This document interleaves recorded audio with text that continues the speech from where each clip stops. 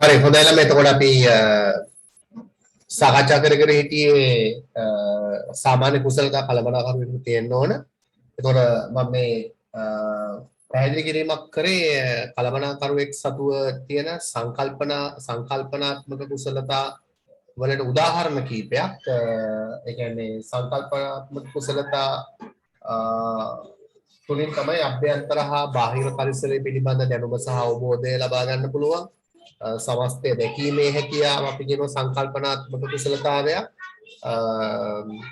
ඒ වගේම ගැටලු අවබෝධ කර ගැනීමට හා එම ගැටලු වලට විසඳුම් සෙවීමේ හැකියාව සංකල්පනාත්මක කුසලතාවයක් කළමනාකරුවෙකුට තියෙන. ඒ වගේම තීක්ෂණ සිතීමේ හැකියාව තමයි කියන තීක්ෂණ බුද්ධිය කියන එක සහ දුරදක්නා නුවණ වගේ දේවල් අපි සලකන්නේ සංකල්පනාත්මක නැත්නම් මනෝභාවාත්මක කුසලතා කියලා. එතකොට ඒ වගේ සංකල්පනාත්මක කුසලතා නැත්නම් මනෝභාවාත්මක කුසලතා තියෙන කෙනෙකුට නේද විවිධ සංකීර්ණ අවස්ථා තුල වුණත් විවිධ දේවල් ගැන හිතලා කටයුතු කිරීමේ හැකියාවක් තියෙනවා. ඒකෙන් අපි නිර්වචනය කරනවා සංකල්පනාත්මක නැත්නම් මනෝභාවාත්මක කුසලතා කියලා කියන සංකීර්ණ අවස්ථා තුල මතුවන නව අදහස් විශ්ලේෂණය කිරීමේ මානසික හැකියාව තමයි අපි කියන්නේ සංකල්පනාත්මක කුසලතාවයක් කියලා. මේ මොන වාතාවරණයකදී වුණත් විවිධ ක්‍රියාමාර්ග ගැනීමේ හැකියාවක් නව අදහස් ඉස්මතු කර ගැනීමේ හැකියාවක් මේ තුලින් කළමනාකරුවෙකුට ලැබෙනවා සංකල්පනාත්මක කුසලතා ප්‍රගුණ කිරීම තුලින්. එතකොට අපි ලියාගමු සංකල්පනාත්මක නැත්නම් මනෝභාවාත්මක කුසලතා කියන්නේ මොනවාද කියලා. එතකොට විශේෂයෙන් අදහස පාඩම් කරගන්න වෙනවා. සංකීර්ණ අවස්ථා තුල මතුවන සංකීර්ණ අවස්ථා තුල මතුවන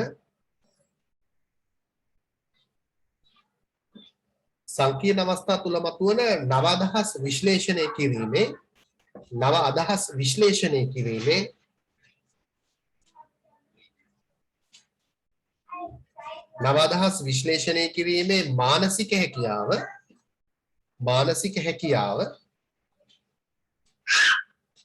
මානසික හැකියාව තාක්ෂණික කුසලතා ලෙස හැඳින්වේ.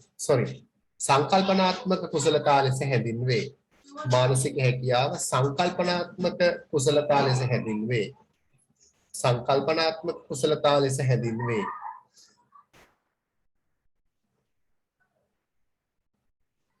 සංකල්පනාත්මක කුසලතා ලෙස හැඳින්වේ. ඒක යටතෙමයි අභ්‍යන්තර හා බාහිර පරිසරයේ පිළිබඳ දැනුම හා අවබෝධය. අභ්‍යන්තර හා බාහිර පරිසරයේ පිළිබඳව ඇති දැනුම හා අවබෝධය.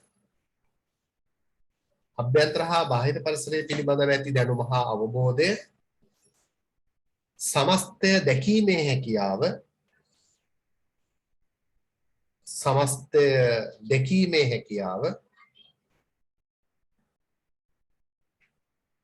ගැටලු අවබෝධ කර ගැනීමට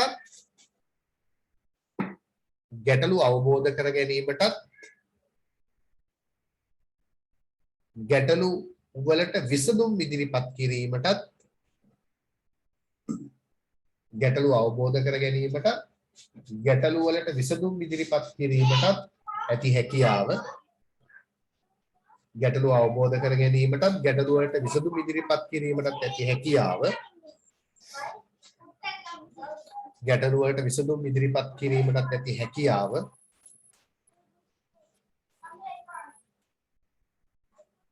එතකොට දුරදක්නා නුවණ අපි කියනවා දූරදර්ශනය කියලා.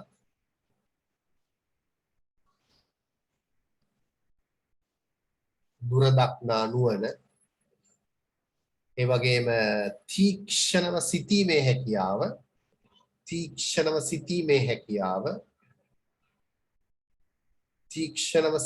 හැකියාව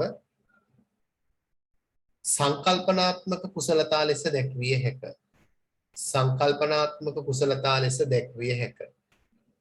සංකල්පනාත්මක කුසලතා ලෙස දැක්විය හැක. සංකල්පනාත්මක කුසලතා ලෙස දැක්විය හැක.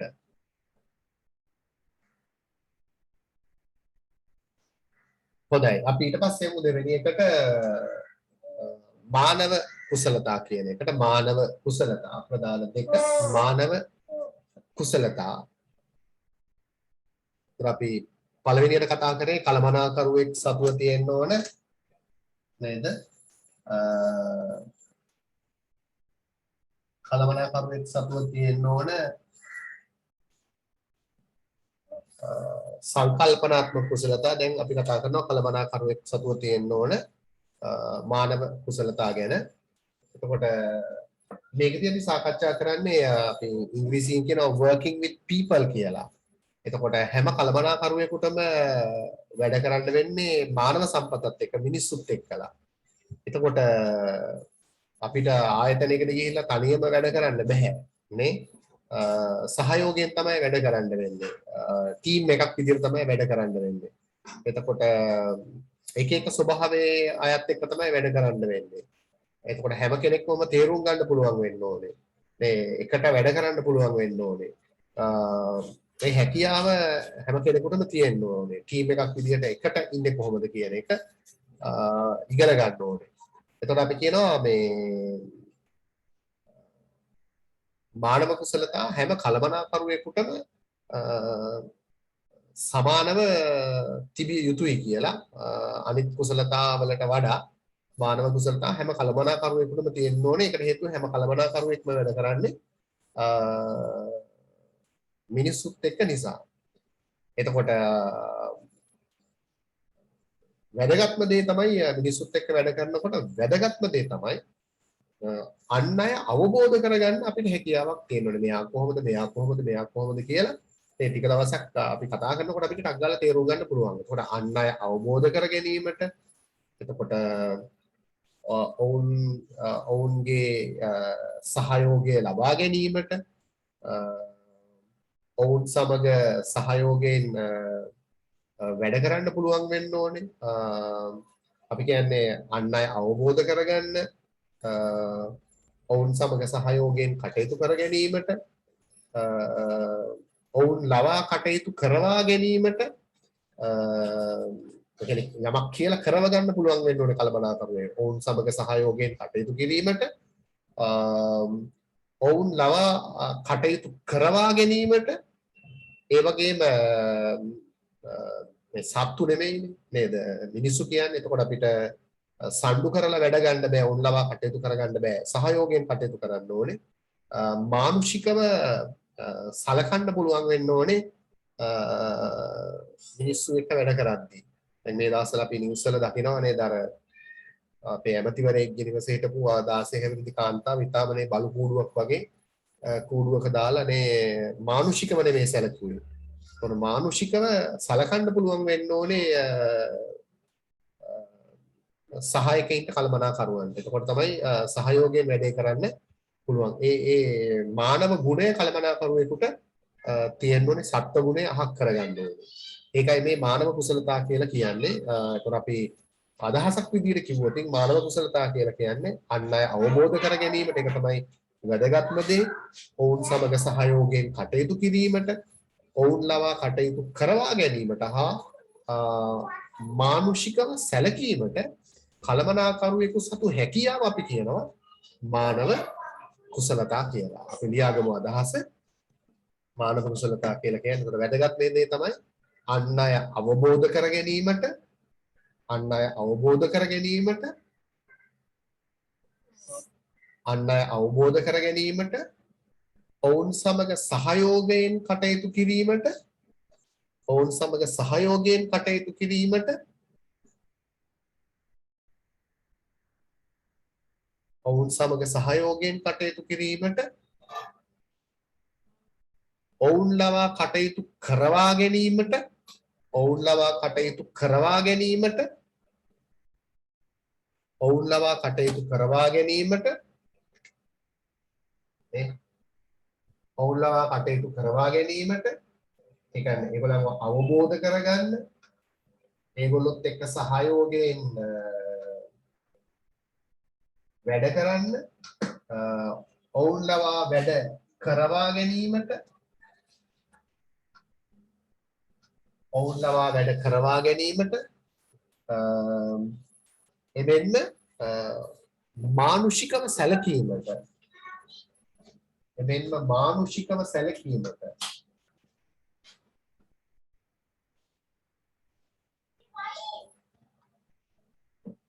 අපි සතෙකුට උනත් මානුෂික වෙන්න බෑ මේ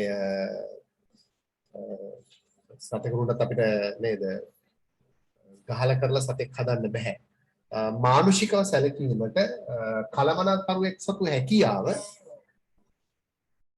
මානුෂිකව සැලකීමට කලමනාකරුවෙක් සතු හැකියාව හැබැයි අපි එහෙම කිව්වට සේවකයෝ කරේ දා ගන්නත් බෑ නේ ඕනට වඩා සේවකයෙක් එක්ක ගියාම සේවකයෝ කරේ නගිනවා ගණන් ගන්නෙත් නෑ ඒකත් අපි තේරුම් ගන්න ඕනේ කොහොමද සේවකයොත් සමග කටයුතු කරන්න කියන එක මානුෂික සැලකීමට කලමනාකරුවන් සතු හැකියාව මානව කුසලතා ලෙස හැඳින්වේ මානව කුසලතා ලෙස හැඳින්වේ එතන අපි කාරණා හතරක් ඉස්මතු කරන්න ඕනේ ඒගොල්ලන් අවබෝධ කරගන්න ඒගොල්ලොත් එක්ක වැඩ කරන්න ඒගොල්ලෝ ලවා වැඩ කරවා ගන්න සහ ඒගොල්ලන්ට මානුෂිකව සලකන්න කලමනාකරුවෙක් සතු හැකියාව අපි කියනවා මානව කුසලතා ලෙස හැඳින්වේ කියලා මානව කුසලතා ලෙස හැඳින්වේ මානව කුසලතා ලෙස හැඳින්වේ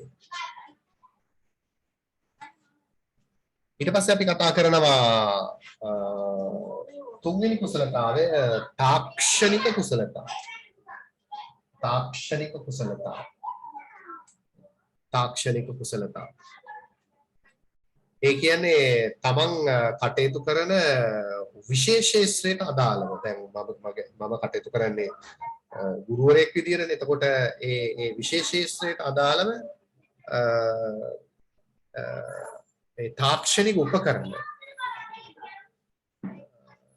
පාවිච්චි කිරීමේ හැකියාවක් අපිට තියෙන්න ඕනේ දැන් ඔබ දන්නවා වෛරස් COVID-19 වෛරස් එකත් එක්කලා නේද අපිට තාක්ෂණයට සම්බන්ධ වෙන්න උනා ඒ තාක්ෂණික දැනුම අවශ්‍යයි නැතුව මේ වැඩ කරන්න බෑ මමත් සෑහෙන කාලයක් සම්බන්ධ නොවී හිටියා මේ කටයුත්තට මේ විශේෂ කටයුත්තට නමුත් දැන් තමයි තේරෙන්නේ කොච්චර පහසුද කියලා නේද තමන්ගේ විශේෂ ශාස්ත්‍රයට අදාළ කාර්යයන් කරද්දී ඒ තාක්ෂණය පාවිච්චි කරන එකේ තාක්ෂණික දැනුම තියෙන එක කොච්චර වටිනවද කියන එක එතකොට තමන්ගේ විශේෂ ශාස්ත්‍රයට අදාළව ඒ කටයුත්ත කරන්න තමන්ට තාක්ෂණික දැනුමක් තිබිය යුතුයි එතකොට යම්කිසි විශේෂිත විශේෂ ශාස්ත්‍රයකට අදාළව යම්කිසි කාර්යයක් කරන්න කලමනාකරුවෙක් සතුව තිබිය යුතු දැනුම පළපුරුද්ද හා හැකියාව අපි කියනවා නේද යම්කිසි විශේෂිත විශේෂ ශාස්ත්‍රයකට අදාළව යම් කාර්යයක් කරන්න කලමනාකරුවෙක් සතුව තියෙන්න ඕන දැනුම පළපුරුද්ද සහ හැකියාව අපි කියනවා තාක්ෂණික කුසලතා කියලා. අපි කියනවා ටෙක්නිකල් ස්කිල්ස් තියෙන්න ඕනේ ඒ තාක්ෂණික දැනුම තියෙන්න ඕනේ මිනිස්සු එක්ක විතරක් නෙමෙයි කලමනාකරුවෙක් වැඩ කරන්නේ මේ අපි කියනවා working with people වගේම working with things කියලා. මිනිස්සු එක්ක වගේම විවිධ උපකරණ එක්කලා යම්කිසි කාර්යයක් කරන්න අවශ්‍ය කරන තාක්ෂණික දැනුමත් කලමනාකරුවෙකුට විශේෂයෙන් තිබිය යුතුයි කියන එක තමයි අපි තාක්ෂණික කුසලතා වලින් සාකච්ඡා කරන්නේ. එතකොට මූලිකව තාක්ෂණික කුසලතා කියන්නේ යම්කිසි විශේෂිත විශේෂ ශාස්ත්‍රයකට අදාළව කිසියම් කාර්යයක් සිදු කිරීමට කලමනාකරුවෙක් සතුව තිබිය යුතු දැනුම පළපුරුද්ද සහ හැකියාවට අපි කියනවා තාක්ෂණික කුසලතා කියලා. එතකොට අපි දාගමු සටහන තාක්ෂණික කුසලතා කියන්නේ මොනවාද කියලා. කිසියම් විශේෂිත විශේෂ ශාස්ත්‍රයකට අදාළව කිසියම් විශේෂිත විශේෂ ශාස්ත්‍රයකට අදාළව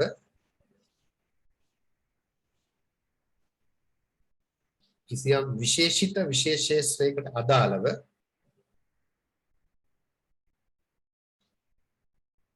විශේෂිත විශේෂ ශාස්ත්‍රයකට අදාළව කිසියම් කාර්යයක් සිදු කිරීමට කිසියම් කාර්යයක් සිදු කිරීමට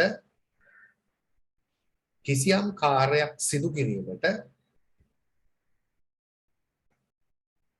කිසියම් කාර්යයක් සිදු කිරීමට කළමනාකරුවන් සතුව තිබිය යුතු කළමනාකරුවන් සතුව තිබිය යුතු දැනුම පළපුරුද්ද හා හැකියාව දැනුම පළපුරුද්ද හා හැකියාව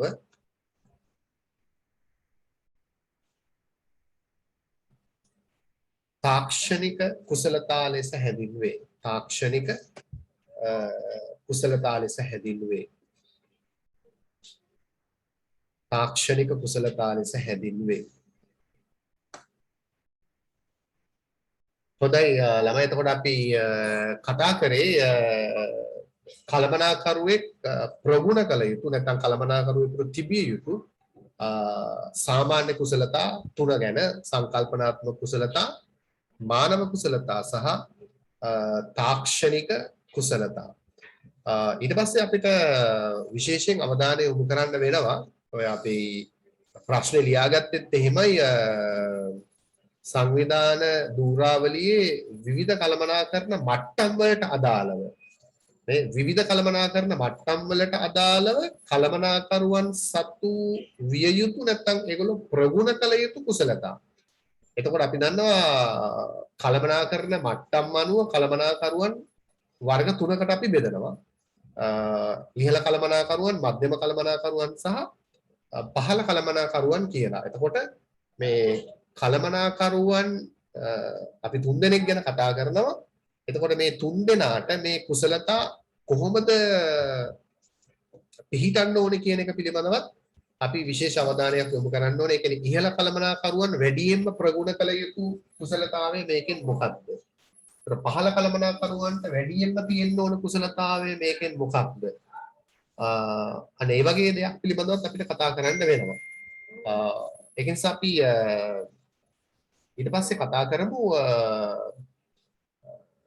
කළමනාකරන මට්ටම් හා ඒ කළමනාකරන මට්ටම් වලට අදාළ කළමනාකරුවන් විසින් මේ කුසලතා ප්‍රගුණ කළ යුත්තේ කොහොමද කියලා මෙන්න මේ සටහනින් අපිට ඒක පැහැදිලි කරන්න පුළුවන්.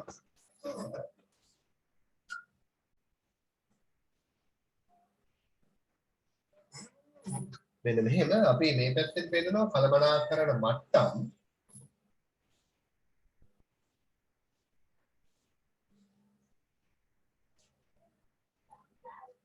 අපි දන්නවා කළමනාකරන මට්ටම් තුනක් තියෙනවා.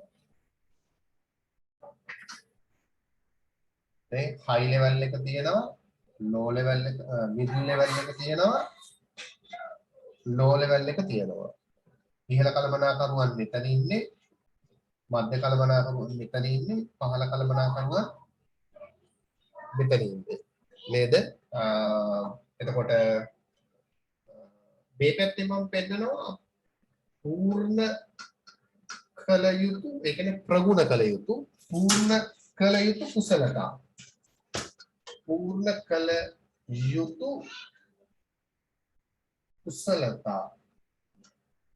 පූර්ණ කළ යුතු කුසලතා. මේක අදිද්දි ටිකක් කල්පනාවෙන් අදින්න ඕනේ. ඒකට හේතුව නැත්තම් පැටලෙනවා.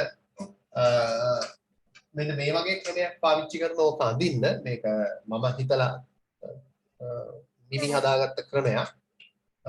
මෙන්න මෙහෙම දැන් මේක ඇදෙන්න ඕනේ මෙන්න මේක මේ මට්ටම කෙලින් මේ මට්ටමට සරල විදිහට ඇදෙන්න ඕනේ. එන්න මෙතන මට්ටමටයි මෙතන මේ පළලින් යන්න ඕනේ කියලා මම මේ කියන්නේ.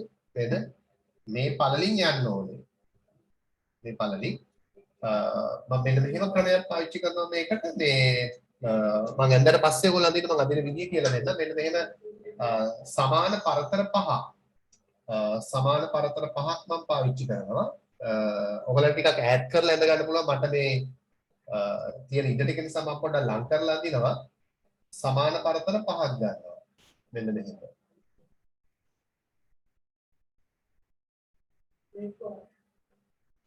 ඒ කෙලින්ම තමයි මේ ලෙවල් එකට මේ කෙලින්ම ගන්න ඕනේ. එතකොට මට මේ ඊළ ගහගන්න පුළුවන් මෙන්න මෙහෙම. සමාන පරතර පහක් ගන්න ඕනේ. හරි.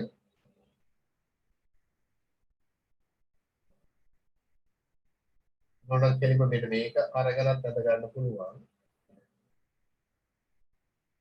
සමාන පරතර පහක්. ඔයගලන්ට ගන්න පුළුවන් ඔයගලගේ පොතේ ඉවි තියෙන නිසා සමාන පරතර පහක් අරගෙන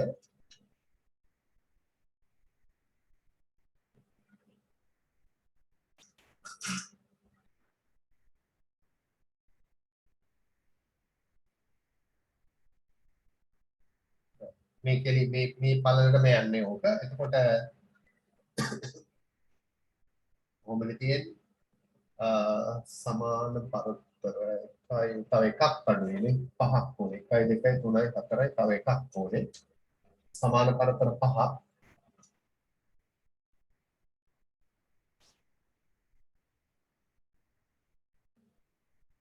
සමාන පරතර පහක් අරගෙන අඳින්නේ මෙහෙමයි.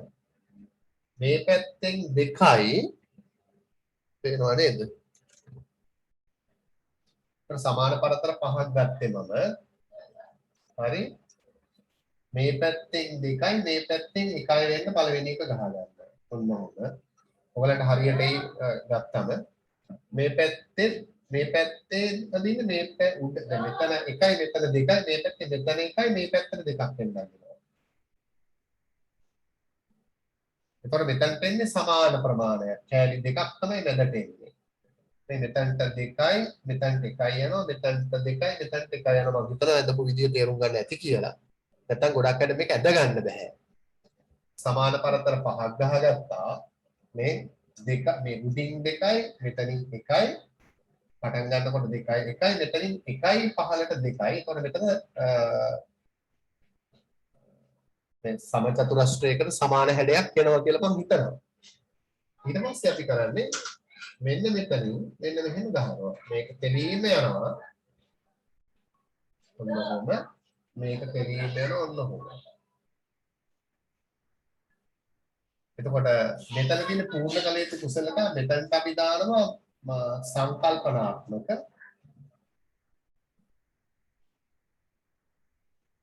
මෙතනට අපි දානවා මානව. මෙතනට අපි දානවා තාක්ෂණ. සංකල්පනාත්මක මානව ඒ වගේම තාක්ෂණ කුසලතා කියලා. මේ ටිකත් කොහොමද බලන්න පුළුවන්. ඔන්න මේ ටික කඩේලි වලින් පෙන්වන්න පුළුවන්.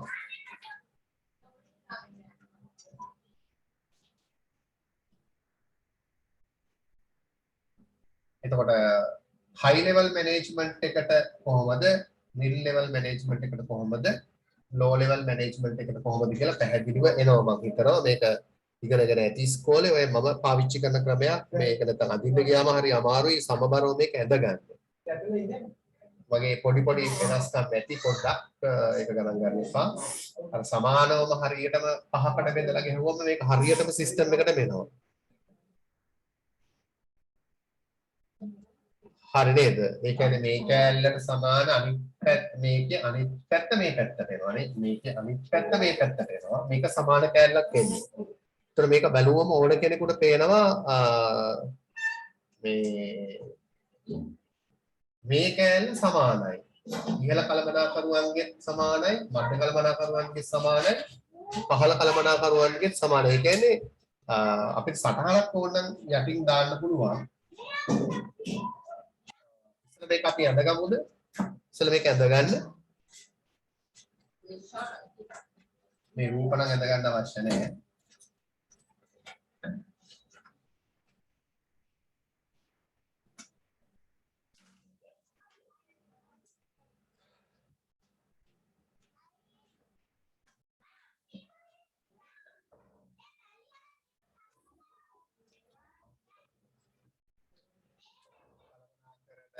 ටිකක් වගේකට දාන්න කලබලකරනවා.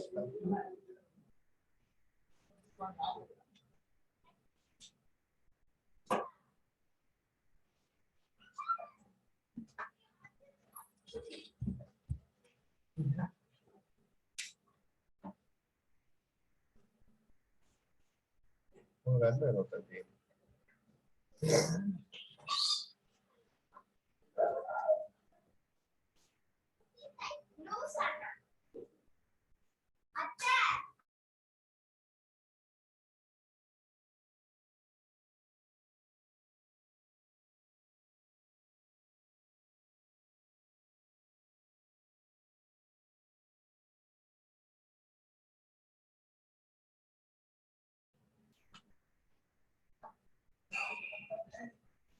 සමාන කොටස් 1යි 2යි 3 5කට බෙදාගත්තම හරි ලේසි මේක කරගන්න. මේක සමාන කොටස් තුනක් වෙනවා. මේකේ අනිත් පැත්ත මේකට එනවා. මේ පැත්තට. මගේ පොඩි වෙනසක් තියෙනවා මෙතන. සමාන තීරු 5කට කඩාගත්තම හරි.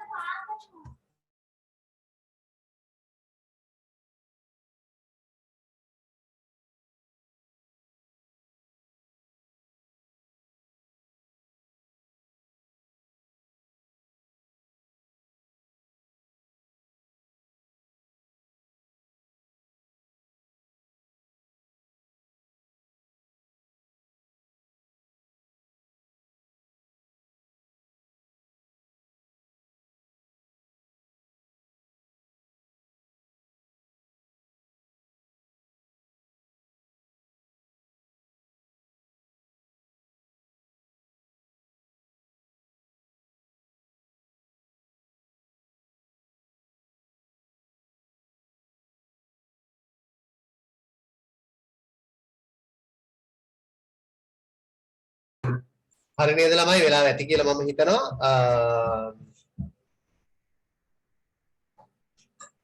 ඇතිද වෙලාව?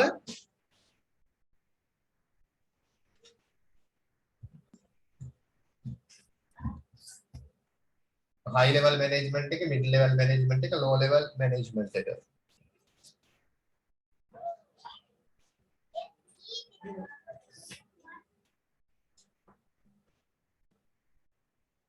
හරිද ළමයි?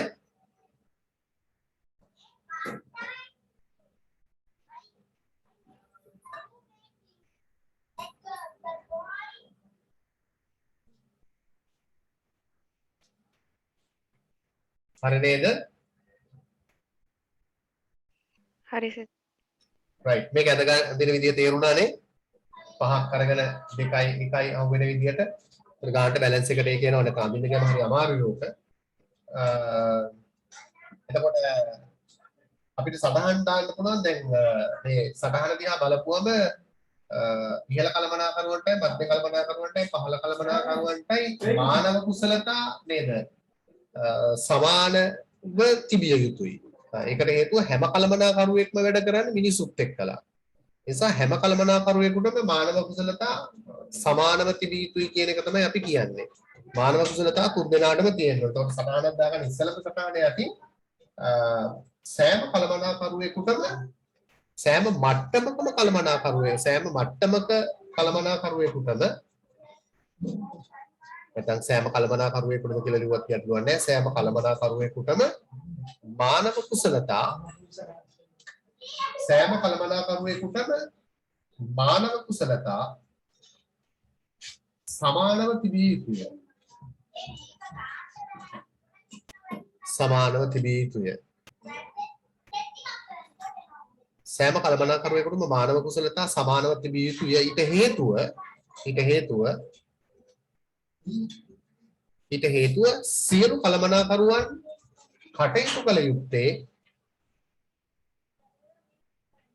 හේතුව සියලු කළමනාකරුවන් කටයුතු කළ යුත්තේ මිනිසුන් සමග වීමයි. සියලු කළමනාකරුවන් කටයුතු කළ යුත්තේ මිනිසුන් සමග වීමයි. ඊට හේතුව සියලු කළමනාකරුවන් කටයුතු කළ යුත්තේ මිනිසුන් සමග වීමයි.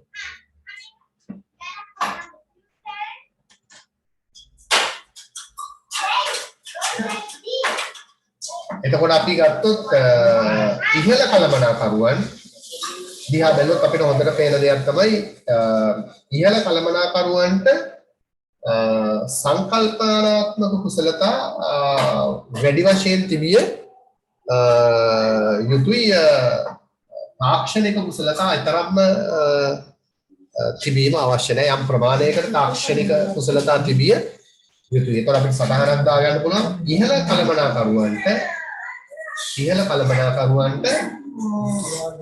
සංකල්පනාත්මක කුසලතා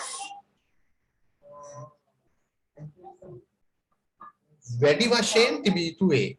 සංකල්පනාත්මක කුසලතා ඉහළ කළමනාකරුවන්ට සංකල්පනාත්මක කුසලතා වැඩි වශයෙන් තිබිය යුතු වේ. සංකල්පනාත්මක කුසලතා වැඩි වශයෙන් තිබිය යුතු වේ.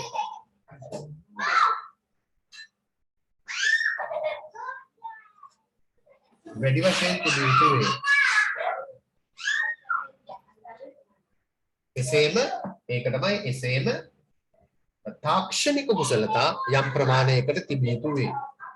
තාක්ෂණික කුසලතා යම් ප්‍රමාණයකට තිබිය යුතු වේ. තාක්ෂණික කුසලතා යම් ප්‍රමාණයකට තිබිය යුතු වේ. තාක්ෂණික කුසලතා යම් ප්‍රමාණයකට තිබිය යුතු වේ. ඒ තමයි ඉහළ කළමනාකරුවන්ගේ තත්ත්වය. ඒ සංකල්පනාත්මක කුසලතා වැඩියෙන් තියෙනෝනේ තාක්ෂණික කුසලතා යම් ප්‍රමාණයකට තිබිය යුතුයි. ඊට පස්සේ අපි ගත්තොත් පහළ කළමනාකරුවන් ගැන බැලුවොත්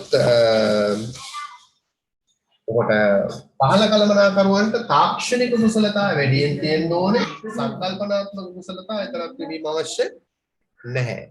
අපි දාමු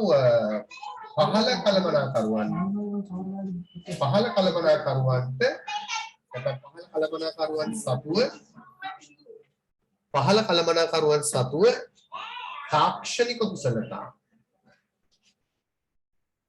කළමනාකරුවන්ට සතුව තාක්ෂණික කුසලතා වැඩි වශයෙන් තිබිය යුතු වේ.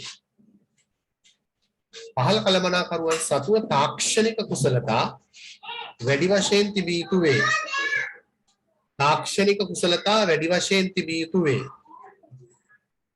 තාක්ෂණික කුසලතා වැඩි වශයෙන් තිබිය යුතු වේ. නේද? නමුත් සංකල්පනාත්මක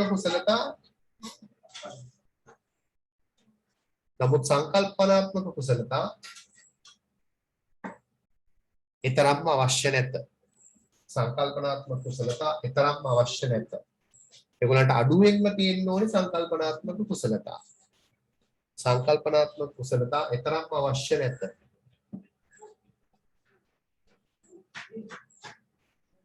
ඊතරම්ම අවශ්‍ය නැත.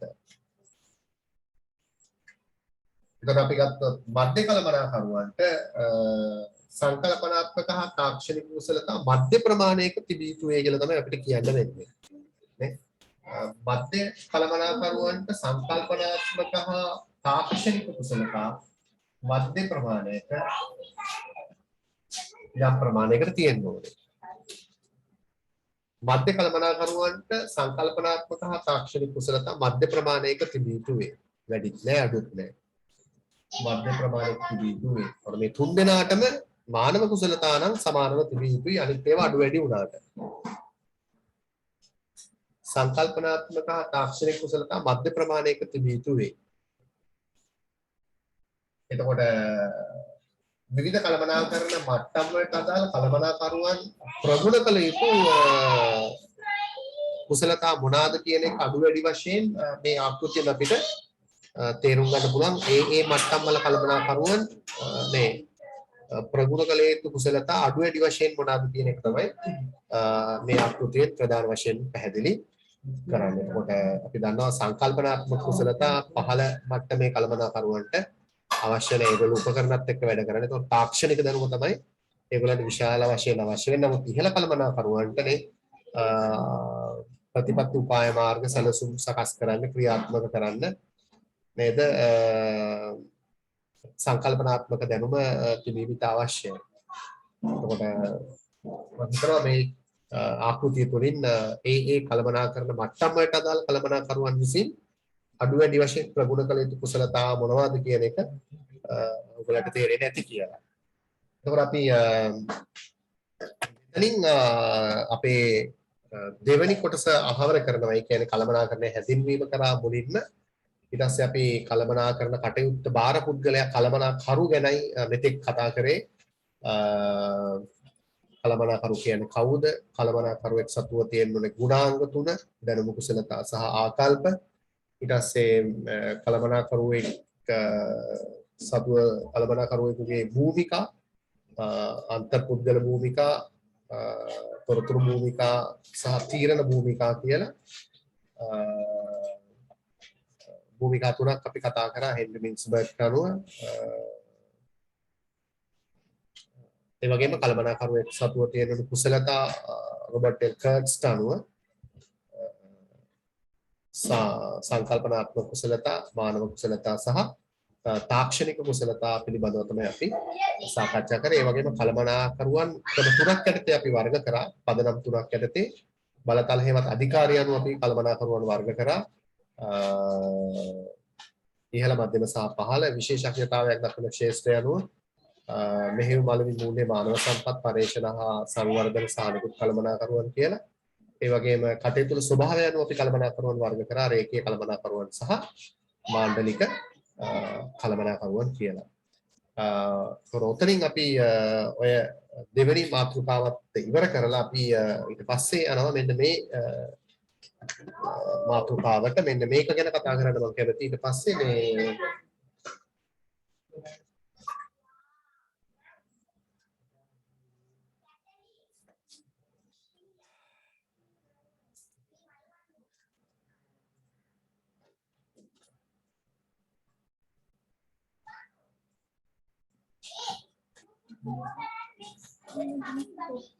ගැටලුවක් කියන්නේ මොකක්ද කියලා.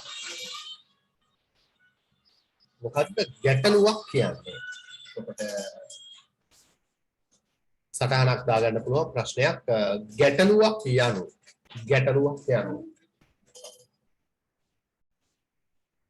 ගැටලුවක් යනු ගැටලුවක් යනු ගැටලුවක් කියන්නේ අපි කියනවා මෙන්න මෙහෙම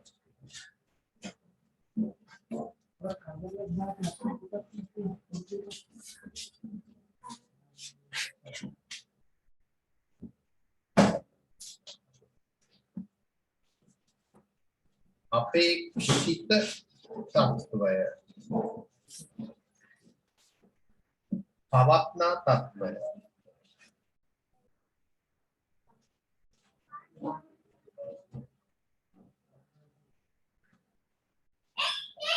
අපි මෙන්න මෙහෙම අපි බලාපොරොත්තු වෙච්ච තත්ත්වය අපේක්ෂිත විකුණුම් වර්ධනය 10%. අපි අපේක්ෂිත බලාපොරොත්තු වෙච්ච ප්‍රතිශතය පවත්නා විකුණුම් වර්ධනය. ඇත්තටම විකුණුම් වර්ධනය වුණේ 105යි. අපි බලාපොරොත්තු වුණා 110ක් විකුණුම් වර්ධනය. නමුත් අපිට ලබා ගන්න පුළුවන් වුණේ 105ක විකුණුම් වර්ධනයක්.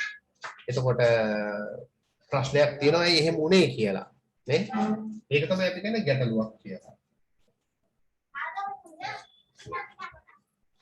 එතකොට ගැටලුවක් කියලා කියන්නේ අපේක්ෂිත තත්ත්වයක් පවත්නා තත්ත්වයක් අතර වෙනසක් පවතිනවා නම් නේද මොකක් හරි ගැටලුවක් සිද්ධ වෙලා තියෙනවා. අපේක්ෂිත තත්ත්වයක් පවත්නා තත්ත්වයක් අතර වෙනසක් පවතින විට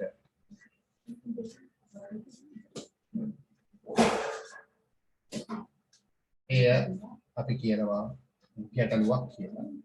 ඒතර ගැටලුවක් කියලා කියන්නේ අපේක්ෂිත තත්ත්වයක් පවත්නා තත්ත්වයක් අතර වෙනසක් පවත්නා විටක